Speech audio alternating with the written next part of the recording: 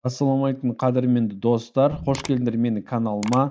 Достар, бүгінгі біздің сабағымыз, яғни тип линия, яғни бізде кез келген линия сызған кезде қандай типта, соны білу үшін немесе линияларды қандай типқа өзгерту үшін.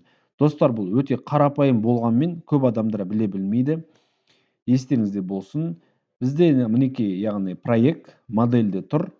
Яғни бізде проекттің ойыстарын өзгерту керек, бізге үзік сызықты ойыстар керек. Оны қалай өзгертеміз? Ең бірінші өзімізге керек ойысты белгілеп аламыз.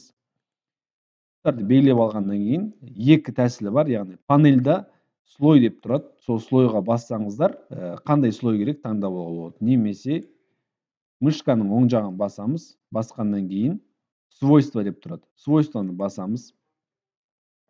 Міне достар, свойства басқаннан кейін қандай түсте, қандай не таңдаған линиямыздың аты қандай масштабта екені барлығы беріліп тұр. Енді қараңыздар. Слойды өзгертеміз. Слой ол бізге осындай слой деп алайық, кез келген. Осы слойды басамыз. Енді міне escape дегенді басамыз. Басқаннан кейін жақындатып қараймыз. Бізге көрінбейді. Өйткені бұның масштабы өте кішкентай.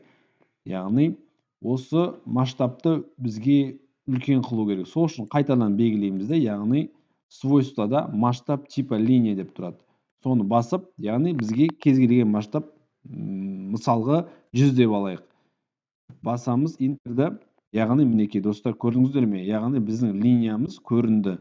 Енді листқа барсақ, міне анық осылай көрініп тұрады. Яғни шрифтіміз анық листта көрінеді. Достар, сіздерге айта кетейін бір жайт.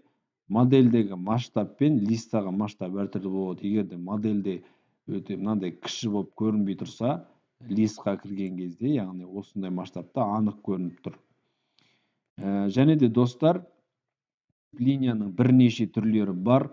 Оларды компьютерға да жүктеп алуға болады. Мысалға панельде, яғни слойға кіреміз. Кіргеннен кейін другое дегенді басамыз.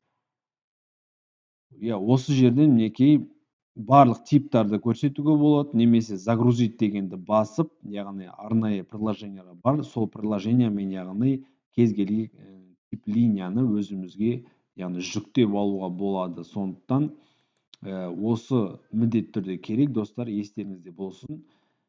Сіздермен қоштаспаймыз. Келесі сабақта жүздескенше сау, сәлеметте болыңыздар.